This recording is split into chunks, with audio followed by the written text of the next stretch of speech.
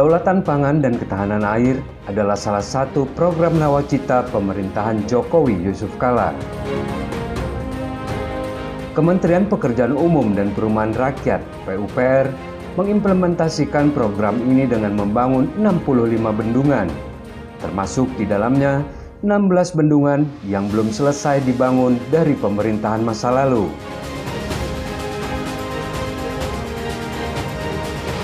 Provinsi Jawa Barat, khususnya daerah Pantai Utara Jawa atau Pantura, selama ini dikenal sebagai lumbung pangan nasional. Untuk mempertahankan status lumbung pangan, pemerintah daerah Jawa Barat bersama Balai Besar Wilayah Sungai Cimanuk Cisanggarung, Direktorat Jenderal Sumber Daya Air Kementerian PUPR membangun bendungan di Kabupaten Kuningan. Sempat tertunda, Bendungan Kuningan merupakan salah satu dari 16 bendungan yang pembangunannya dilanjutkan kembali oleh pemerintah Jokowi Yusuf Kala. Berlokasi di Kampung Cileweng, Desa Randusari, Kecamatan Ciberem, Kabupaten Kuningan, Provinsi Jawa Barat.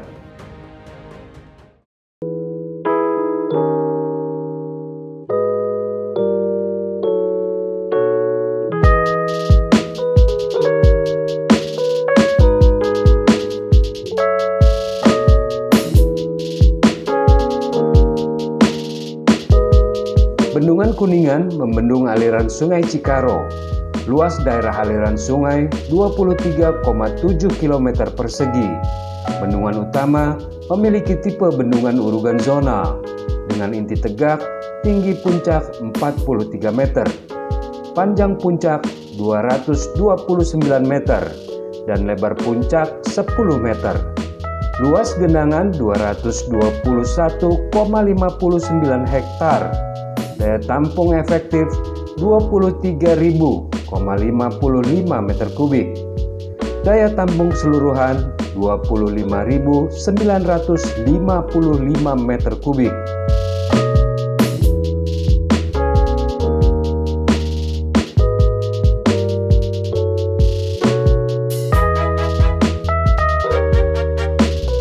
Biaya pembangunan bendungan ini senilai 727 miliar rupiah. Biaya tersebut didapatkan dari dana APBN murni.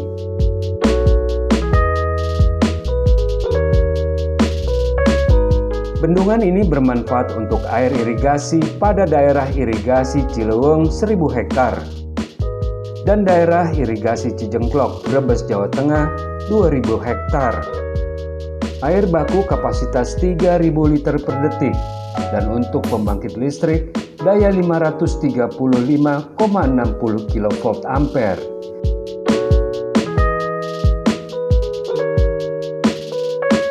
Selain itu, bendungan ini juga dapat pula dikembangkan untuk pariwisata.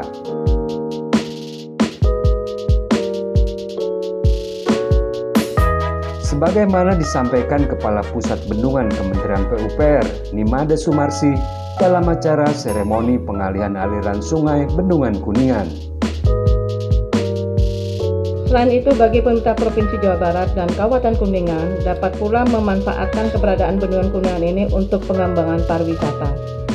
Karenanya, perlu mulai dipersiapkan dana induk pengembangan wisata daerah Bendungan Kuningan ini.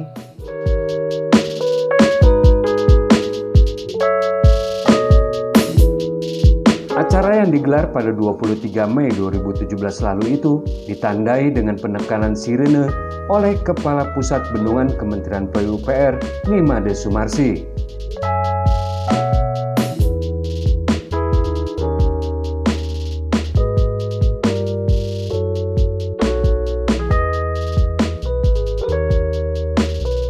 Ia mewakili Dirjen Sumber Daya Alam Imam Santoso bersama Kepala Balai Besar Wilayah Sungai atau BBWS Cimanuk Cisanggarung, Carisal Akbian Manu, dan Asisten Pembangunan Setda 2 Kabupaten Kuningan, Dadang Suparman. Presiden Jokowi didampingi Menteri PUPR Basuki Hadi Mulyono meninjau lokasi pembangunan Bendungan Kuningan di Desa Randusari, Kecamatan Ciberem, Kabupaten Kuningan, Provinsi Jawa Barat.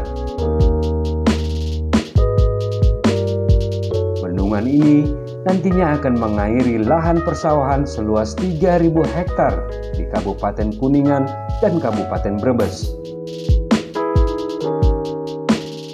Luas 221 hektar yang dibendung adalah Sungai Cikaro, sungai dari Sungai Cisanggarung, dan kita harapkan dari Waduk Kuningan ini nantinya bisa mengairi 3.000 hektar sawah dan juga akan menjadi air baku untuk kurang lebih 300 liter per detik untuk berapa kakak? 100.000 kakak, 300.000 kakak, 300.000 kakak baik di Kuningan, kemudian bawah di Brebes.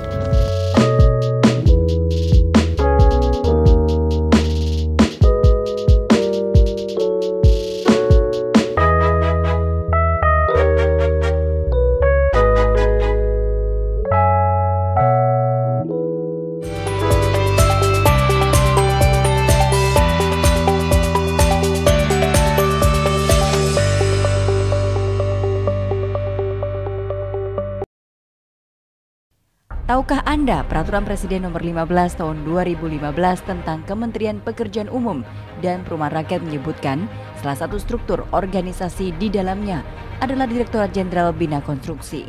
Direktorat Jenderal Bina Konstruksi dipimpin oleh seorang Direktur Jenderal yang bertanggung jawab langsung kepada Menteri Pekerjaan Umum dan Perumahan Rakyat dengan tugas menyelenggarakan perumusan dan pelaksanaan kebijakan di bidang pembinaan jasa konstruksi sebagaimana tergambar dalam struktur organisasinya.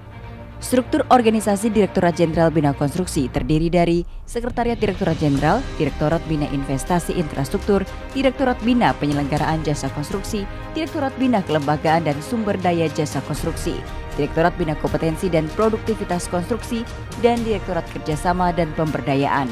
Selain itu, terdapat beberapa unit pelaksana teknis di bawah koordinasi Direktorat Jenderal Bina Konstruksi, yaitu Balai Jasa Konstruksi Wilayah 1-7 yang terdapat di Banda Aceh, Palembang, Jakarta, Surabaya, Banjarmasin, Makassar, dan Papua, Balai Penerapan Teknologi Konstruksi, dan Balai Material dan Peralatan Konstruksi.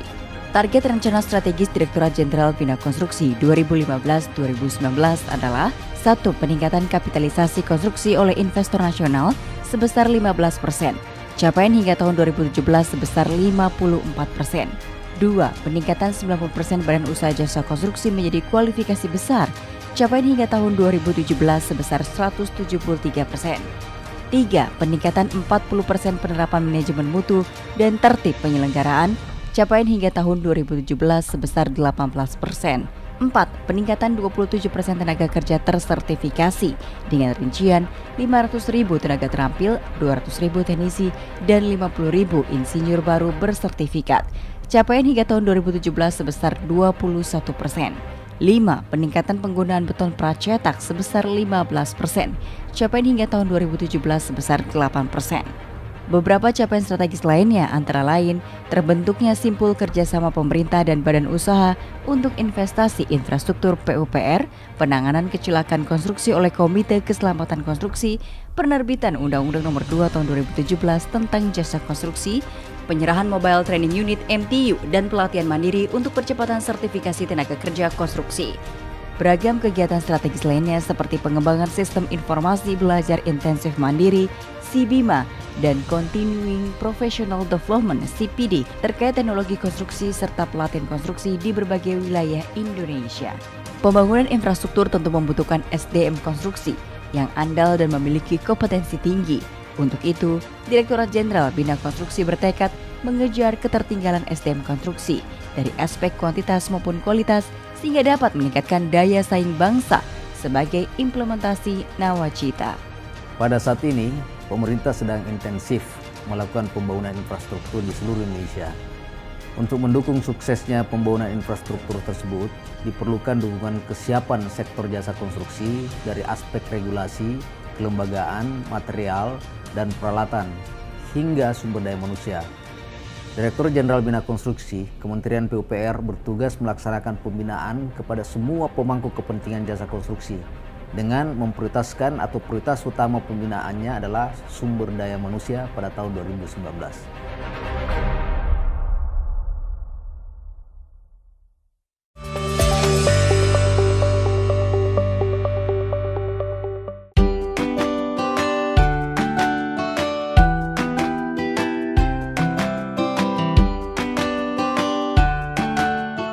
Siapa tak kenal dengan kota yang satu ini, Sumedang. Kota yang masyhur dengan camilan tahu ini memiliki objek wisata baru. Bendungan Jati Gede terletak di Kabupaten Sumedang, Provinsi Jawa Barat. Pembangunan Bendungan Jati Gede sudah direncanakan sejak zaman Hindia Belanda. Namun, baru mulai dibangun pada 2008 oleh Kementerian Pekerjaan Umum dan Perumahan Rakyat.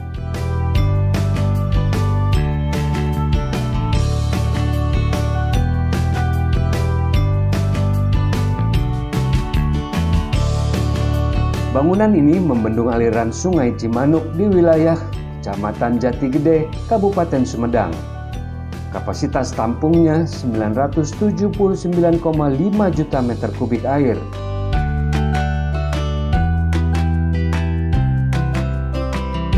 Pembendungan ini membuat air terakumulasi dalam sebuah kolam yang sangat besar.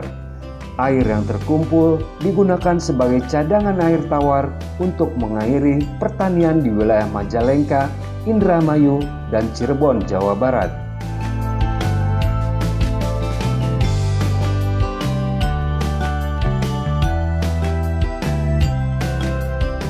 Bendungan Jati Gede memiliki tinggi mencapai 110 meter dan panjang bendungan mencapai 1.715 meter.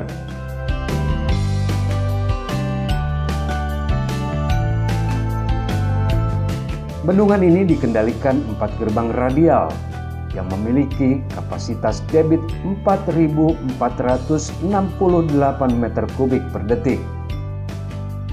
Kapasitas ini membuat Bendungan Jati Gede menjadi yang terbesar kedua setelah Waduk Jatiluhur.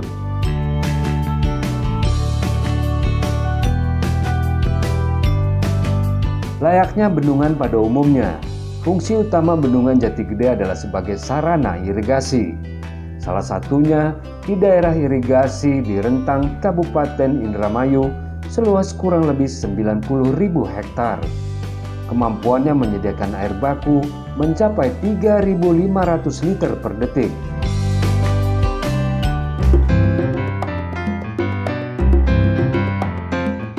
Dengan berbagai kemampuannya, Bendungan Jati Gede diyakini layak mendapat predikat Kawasan Ekonomi Khusus atau KEK di Perhelatan Akbar Hajatan Warga Sumedang, memberi manfaat bagi warga sekitar dan masyarakat Jawa Barat pada umumnya. Untuk mendukung kemudahan akses, beberapa jalan menuju bendungan pun diperbaiki. Kawasan Jati Gede dipercantik, masyarakat turut dilibatkan penuh dalam setiap proses pembangunan menuju kawasan ekonomi khusus atau KEK Jati Gede.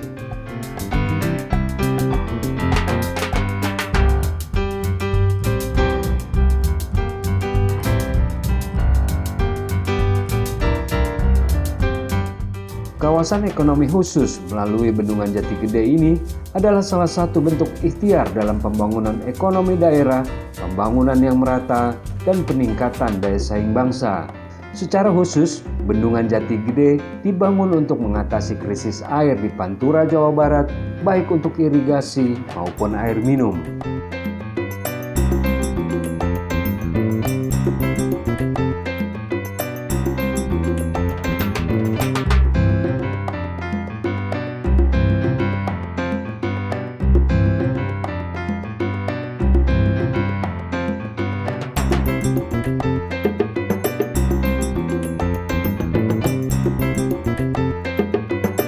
Selain itu, bendungan juga mengairi 90.000 hektar sawah, menghasilkan listrik 110 MW, serta penyediaan air minum bagi 100.000 kakak, juga pengendalian banjir dan pariwisata waduk.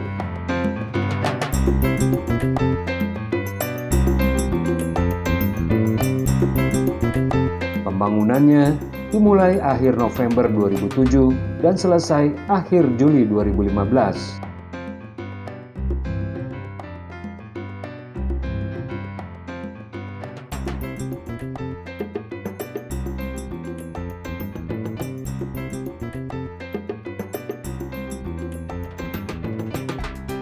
Pengisian bendungan dilakukan oleh Menteri PUPR Basuki Hadimulyono, ditandai dengan penekanan tombol sirine tanda awal penutupan terowongan pengelak pada Agustus 2015.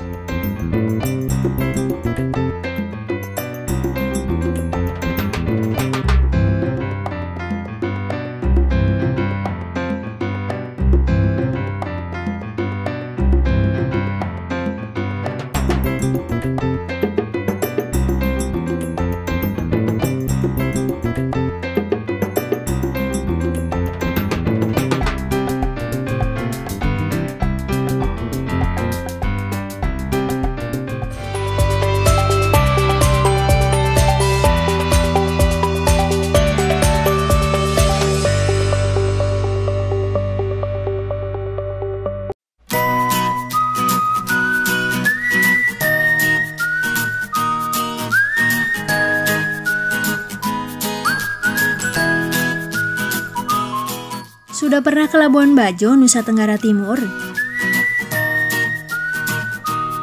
Labuan Bajo menjadi salah satu destinasi wisata super premium di Indonesia.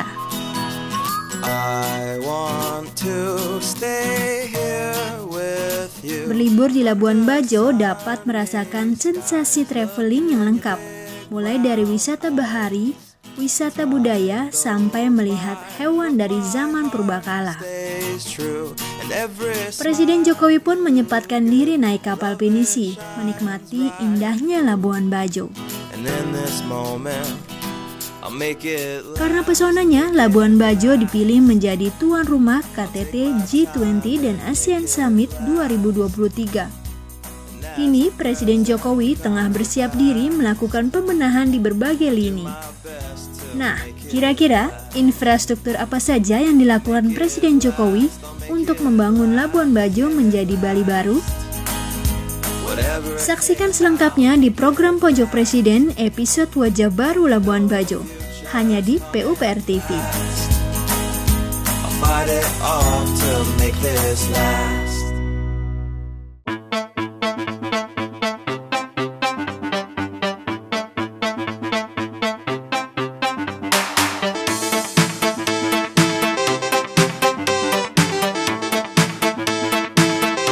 Siapa bilang kaum milenial di Indonesia tak butuh rumah sendiri? Banyak kok milenial yang ingin memiliki rumah, namun terhalang harga rumah yang terus melambung tinggi. Kini, kaum milenial tak perlu khawatir. Kementerian PUPR membuat rumah berkualitas namun dengan harga terjangkau.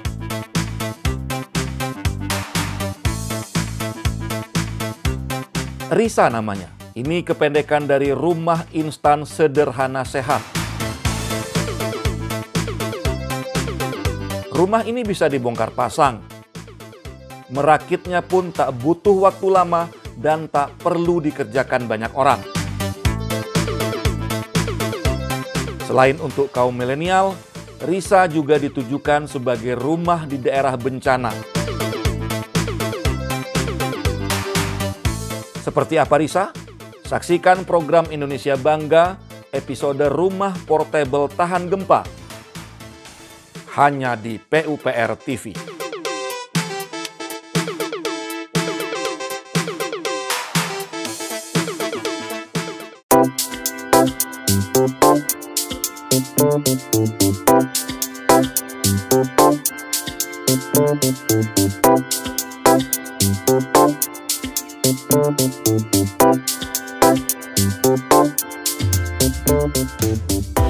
Yang Maha Kuasa telah menganugerahkan tanah air kita keindahan alam yang tak terkira, menghampar di Nusantara seolah tak ada tandingnya di dunia.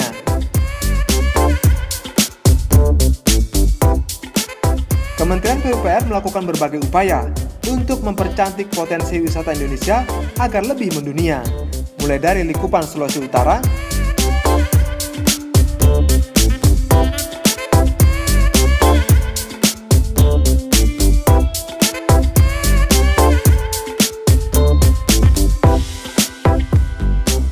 sampai di Maluku Utara.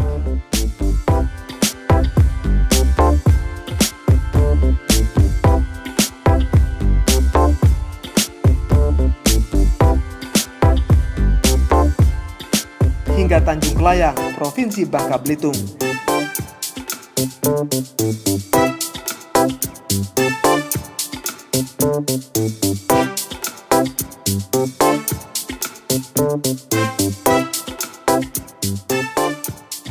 Saksikan Indonesia Bangga mempersolek wisata kelas dunia hanya di PUPR TV.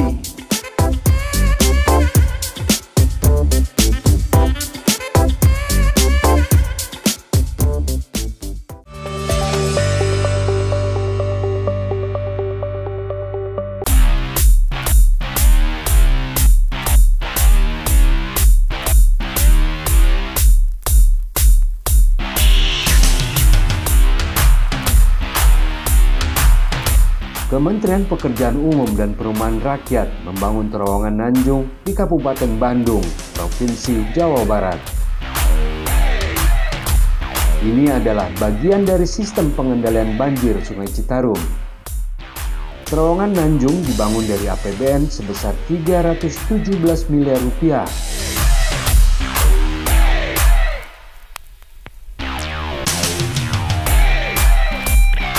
Program besarnya adalah menyelesaikan infrastruktur di hulu meskipun belum sepenuhnya selesai. Berlokasi di kawasan Hulu Citarum di Curug Jopong, Kabupaten Bandung, terowongan ini dibangun guna memperlancar aliran Sungai Citarum ke hilir, sehingga diharapkan dapat mengatasi masalah banjir di Kabupaten Bandung.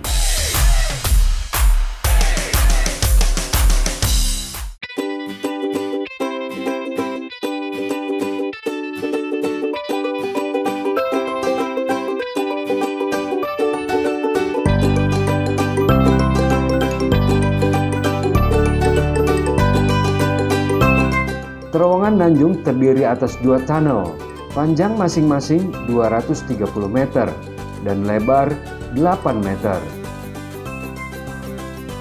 2 tunnel ini membuat kapasitas air di Sungai Citarum menjadi lebih besar.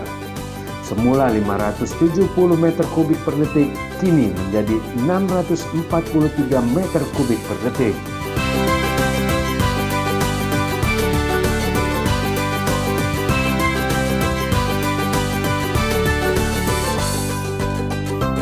Kedua terowongan ini akan mengurangi banjir di daerah Bale Endah, Dayakolot, Andir, dan sekitarnya.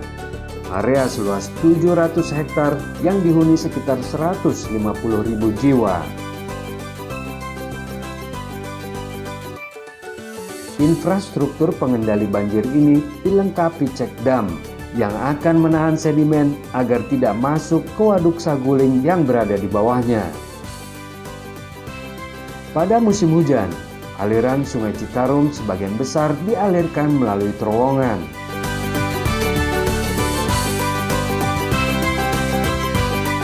Lalu, saat musim kemarau, pintu terowongan akan ditutup sehingga dapat dilakukan pengerukan sedimen. Untuk penanganan banjir, Sungai Citarum juga dibangun floodway.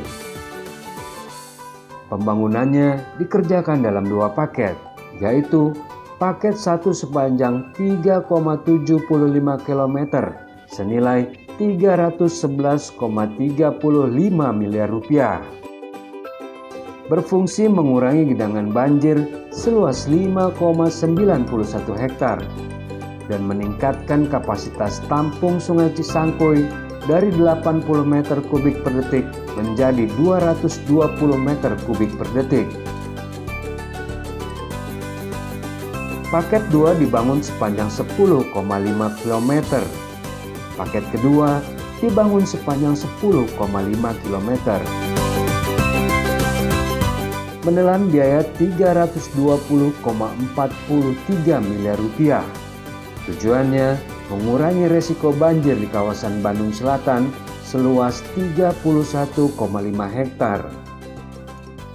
Juga meningkatkan kapasitas tampung Sungai Cisangkui dari 80 meter kubik per detik menjadi 220 meter kubik per detik.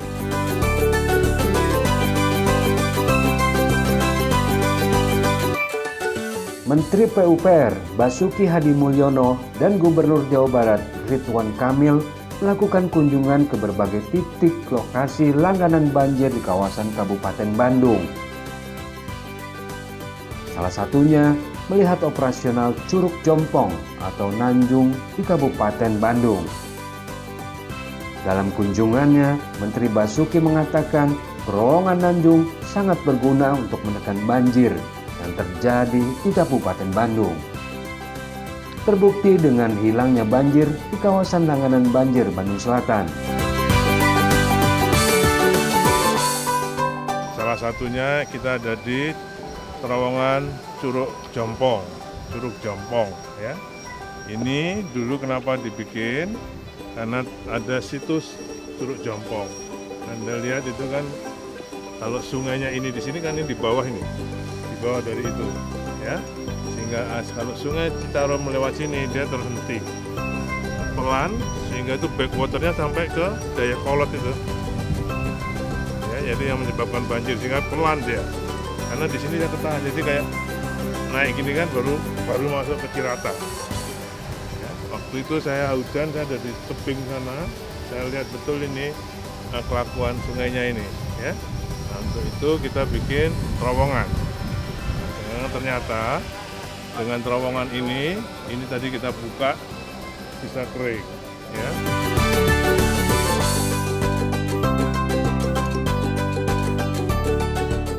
Pembangunan terowongan Nanjung ini dimulai pada November 2017 oleh kontraktor PT Wijaya Karya, PT Adikarya.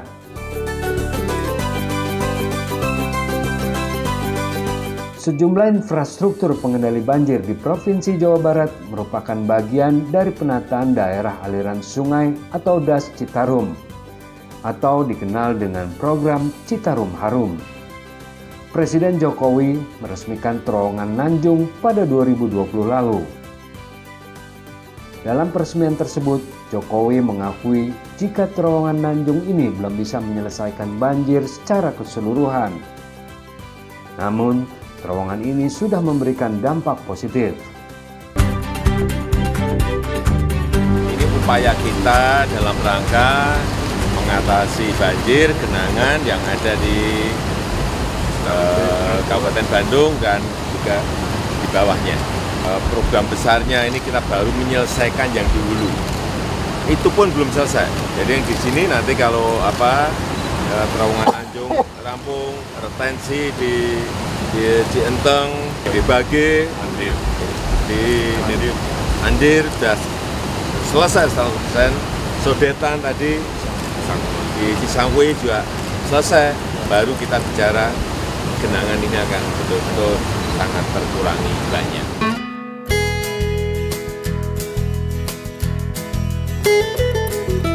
Pembangunan terowongan Nanjung ini sejalan dengan amanat Presiden melalui Peraturan Presiden Perpres Nomor 15 Tahun 2018 tentang percepatan pengendalian pencemaran dan kerusakan daerah aliran Sungai Citarum.